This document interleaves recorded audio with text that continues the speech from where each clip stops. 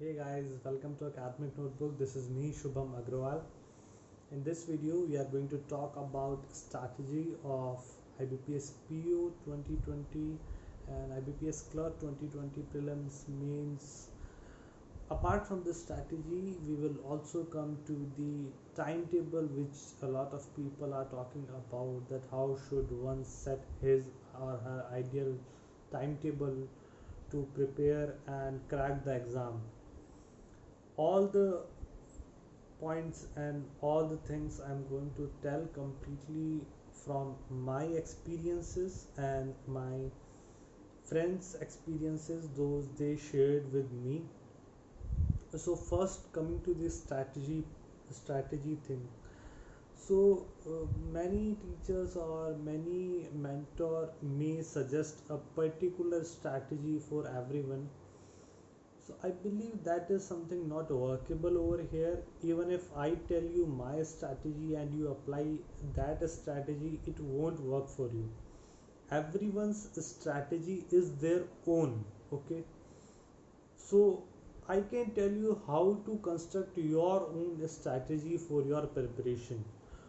कि आप अपनी स्ट्रैटेजी कैसे बनाओ, दैट इज़ मोर इम्पॉर्टेंट. आप किसी और से स्ट्रैटेजी सुनोगे और वो अप्लाई करने की कोशिश करोगे, that will never work. Okay, so how to make your own strategy, I will talk about that. जैसे कि अब हर किसी का केस अलग है यार. मैं एसएससी की प्रिपरेशन करता हूँ मोस्टली, ठीक है, बट आईबीपीएस पीओ के एग्ज़ाम भी मैंने दिए, प्रीलिम्स में सेलेक्ट हुआ, इंटरव्यू तक पहुंचा, इंटरव्यू में मेरिट लिस्ट में आउट हुआ, but still I did fine because I had the right strategy that I could apply on myself. Okay, so अब आपकी स्ट्रेटजी आपके लिए क्या होनी चाहिए कि जैसे आप पहले एनालाइज करो कि आप करंटली कहाँ स्टैंड करते हो. ओके, क्या आपके बेसिक पूरे हो गए. देखो, दो तीन चीज़ें होती है कभी भी अपन कॉम्पिटिटिव एग्जाम के लिए प्रिपरेशन करते हैं लोग. ओके, फर्स्टली आपके बेसिक्स, ठीक है. Second thing, practice. ओके, अब इसको, इन दोनों चीज़ों को स्मार्टली कैसे करें. हमें पता होना चाहिए कि इंपॉर्टेंट चैप्टर्स कौन से हैं, ज़्यादा वेटेज किन चैप्टर्स का है. ओके, अब जैसे मैं बात करूँ IBPS PO के एग्ज़ाम्स की, रीजनिंग अपन उठाएं, पजल्स बहुत ज़्यादा वेटेज है, टफ आती है. ओके, मे बी हो ना हो. सिलॉग्स इन और जो पजल्स में भी कई सारे टाइप्स होते हैं, टैबुलर और वो seating arrangement, age problems. So some things are very easy, okay, but their weightage is less, and some things are tough but their weightage is more. So अब आपको पता होना चाहिए कि आपकी क्या चीज़ें स्ट्रांग है, क्या चीज़ें वीक है, आपने किन एरियाज पे काम कर रखा है, किन पे करना बाकी है.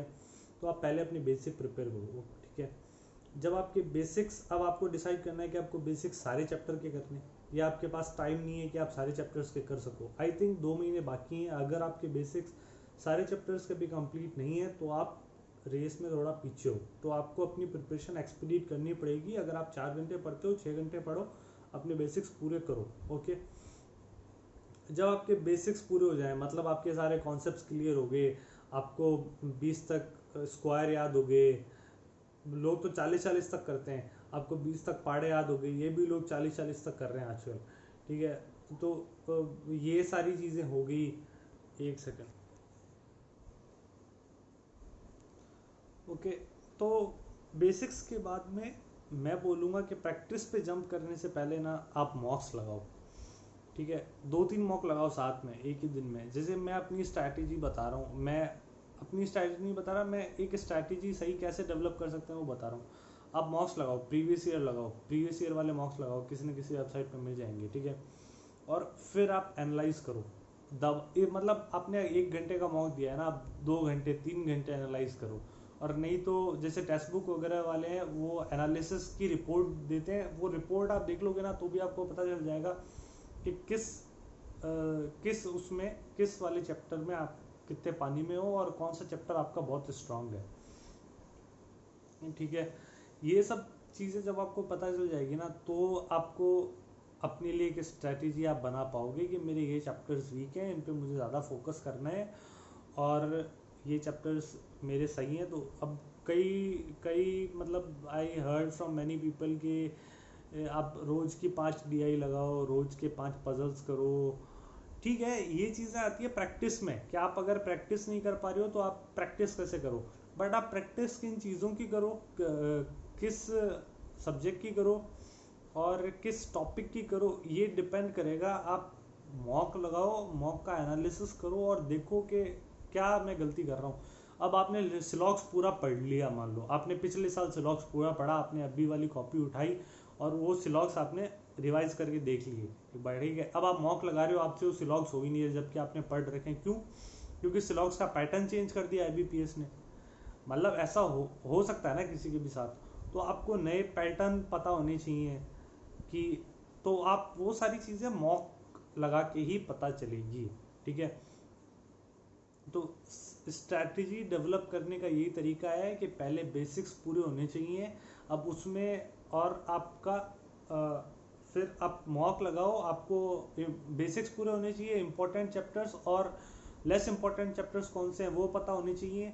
फिर आप मॉक लगाओ और मॉक में आप देखो कि आपके कौन से चैप्टर्स वीक है, और फिर चौथी चीज़ आप उन पे काम करो। ठीक है, जो वीक चैप्टर्स हैं उन पे दबा के एकदम अच्छे से है ना क्वेश्चंस करो, तो वो चैप्टर्स धीरे धीरे स्ट्रांग हो जाएंगे। ठीक है, अब रही बात आपको टाइम कितना देना चाहिए, जो जैसे छोटी छोटी चीज़ें हैं यार, ये बहुत सब्जेक्टिव चीज़ें हैं। अब कोई वर्किंग एस्पिरेंट होगा, उसको वो मैं अगर बोल दूँ 6 घंटे आपको डेली का टाइम देना है, नॉट पॉसिबल यार। तो आप डिसहार्टन होने वाली कोई बात नहीं है। अब आप कोई ऐसा बंदा है जो कि घर पे डैड की हेल्प कर रहा है, मॉम की हेल्प कर रहा है, या फिर 10 अलग काम कर रहा है, वो नहीं निकाल सकता 6 घंटे, 7 घंटे, 8 घंटे। आपको वही 4 घंटे, 3 घंटे देने हैं, वही दे सकते हैं आप, तो आप वही दे पाएंगे, ऑब्वियस सी बात है। अब जैसे अगर मैं SSC की प्रिपरेशन कर रहा हूँ, मैं 1 मिनट नहीं दे सकता अभी, मैं नहीं दे पाऊंगा, पर मैं फॉर्म भर दूंगा, मैं एंडिंग के 10 दिनों में जो करना है करूंगा। एग्ज़ाम नवंबर में, इसका अक्टूबर में है, तो 10 दिन में IBPS PO को पूरा डिवोट कर दूंगा, तो वो मेरी स्ट्रैटेजी है। अब वो आपके लिए काम नहीं कर सकती। तो यार ये सारी चीज़ें बहुत सब्जेक्टिव है, तो ऐसा कोई स्ट्रैटेजी नहीं होती है जो कि सबके लिए काम करे। अगर आप मेरे से पूछ रहे हो कि आइडियल स्ट्रैटेजी क्या होगी, मैं नहीं बता सकता आपकी आइडियल स्ट्रैटेजी क्या होगी। अगर आप मेरे भाई होते, मेरी बहन होते, जो मेरे साथ दिन भर रहते, तो मैं आपको गाइड कर सकता था पर्सनली, बट जब तक मेरे को पूरी कंप्लीट इन्फॉर्मेशन नहीं होगी किसी पर्सन की, मैं नहीं बता सकता। ना तो आपको टाइम टेबल दे सकता हूँ, ना आपको स्ट्रैटेजी दे सकता हूँ। ये चीज़ें आपको खुद के लिए करनी है। अब जैसे मैं अपना टाइम टेबल, यार मैं टाइम टेबल कभी फॉलो ही नहीं कर पाता, इसलिए मैंने बीच में ट्राई भी करी थी कि एक स्केड्यूल बिल्ड करें, बट जो चीज़ मैं कर पाता हूँ, मैं ये कर पाता हूँ कि अब जैसे मैंने आज का टारगेट बनाया, मैंने सोच लिया कि मेरे को आज 2 वीडियो देखनी है ये, ठीक है, तो मैं वो कर लूँगा। बट अगर मेरे को कोई बोलते कि टाइम टेबल आपको एक बना के स्ट्रिक्ट टाइम टेबल फॉलो करना है रोज, नहीं हो पाएगा मेरे से। बट अगर मेरा खुद का कुछ डेली का टारगेट है, कि अब जैसे मेरा डेली का ही टारगेट है कि मेरे को एक एक चैप्टर ख़त्म करना है। एक चैप्टर तो होता नहीं है प्रैक्टिकली कभी भी एक दिन में ख़त्म, कि मतलब मेरे को 3 घंटे की, जैसे मैंने कोई कोर्स परचेज कर लिया, अब मैं यूट्यूब पे कोई वीडियो सीरीज़ देख रहा हूँ, तो मेरे को ये एक वीडियो डेली देखनी है, तो मैं वो देख लेता हूँ। अब मेरे को जैसे अगर मैंने ये सोच रखा है, अगर मैं IBPS PO की प्रिपरेशन करता, तो मैं क्या करता, मैं डेली के ये क्विज़ लगाता, अड्डा वाले, टेक्स्ट बुक वाले, और फिर ये इसके ग्रेड अप के, मैं सोच के रखता कि 10-10 एक एक क्विज़ तीनों का डेली लगाना है। जो भी ये डेली क्विज़ दे रहे हैं अपने टाइम टेबल में, इन लोगों का जो टाइम टेबल होता है उसमें ये जो डेली का क्विज़ दे रहे हैं वो मेरे को डेली लगाना है, मैं वो लगाता। तो इस तरीके से मतलब मेरा कोई टाइम टेबल नहीं होता, बट मेरा डेली का फिक्स होता है कि मेरे को इतनी प्रैक्टिस करनी है। ठीक है, उतनी प्रैक्टिस करने के अलावा जो मेरे को वीक चैप्टर्स पे टाइम देना है वो अलग से होता, कि यहाँ पे मेरे को ये वीक चैप्टर्स हैं, मैंने लास्ट टाइम मॉक दिया था तो मेरे इस चैप्टर के सारे क्वेश्चंस गलत हुए थे, या फिर मैक्सिमम क्वेश्चंस गलत हुए थे, तो मेरे को इसमें टाइम देना है, तो मैं फिर वैसे काम करता। तो यही है यार। अब अगर कोई टीचर आपको बोल दे रहा है कि आपको रोज़ के ये ऐसा ऐसा काम करना है, और आप उसमें अपना पूरा टाइम निकाल दे रहे हो, फिर आपको एनालाइज करने का बिल्कुल टाइम नहीं बच रहा है कि मेरे वीक चैप्टर्स कौन से हैं, और आप अपने वीक चैप्टर्स पे फोकस नहीं कर पा रहे हो, तो आपको एग्ज़ाम में उसका टोल उठाना पड़ेगा। देखो, कई बार ऐसा होता है कि हमें हमारे स्ट्रॉन्ग चैप्टर्स जो होते हैं उनके अंदर उनको एक लेवल ऊपर ले जाने में बड़ा मज़ा आता है। जैसे अब अभी मैं प्रीलिम्स की प्रिपरेशन कर रहे हो मान लो आप, और आपकी प्रीलिम्स की प्रिपरेशन पूरी हुई नहीं, और आप उसमें ना मेंस के लेवल पे जाने लग गए हो, कुछ चैप्टर्स जो आपको बहुत अच्छे से आते हैं उनमें, और आपको पता है कि प्रीलिम्स की कट ऑफ इस बार हाई जाएगी थोड़ा पिछली बार से, इनफैक्ट हर बार से थोड़ा हाई जाएगी, ठीक है। तो आप पहले प्रीलिम्स के लिए तो बेस्ट करो अपना, प्रीलिम्स के लिए तो आपको हर चैप्टर रेडी करना पड़ेगा। आप प्रीलिम्स के लेवल का हर चैप्टर का तो पढ़ लो अच्छे से। तो ये सारी आपको सोचनी पड़ेगी बातें। अब आप उसमें अगर पहले ही आप उसमें एक लेवल डिफ़िकल्टी पे जाके अपना 1 घंटा लगा के एक पजल सॉल्व कर रहे हो, और आपके प्रीलिम्स के जो 2-3 चैप्टर्स हैं वो आपके बेसिक अच्छे से नहीं कवर हो रहे हैं, दैट वोंट वर्क ना। तो आप एनालाइज करो, बैठो आराम से प्रीलिम्स के 2-3 मॉक्स लगाओ, टाइम दो अपनी स्ट्रैटेजी बनाने में, 2-3 दिन दो अपनी स्ट्रैटेजी बनाने के लिए। ऐसे एक वीडियो देख के आप अपनी स्ट्रैटेजी नहीं बना सकते।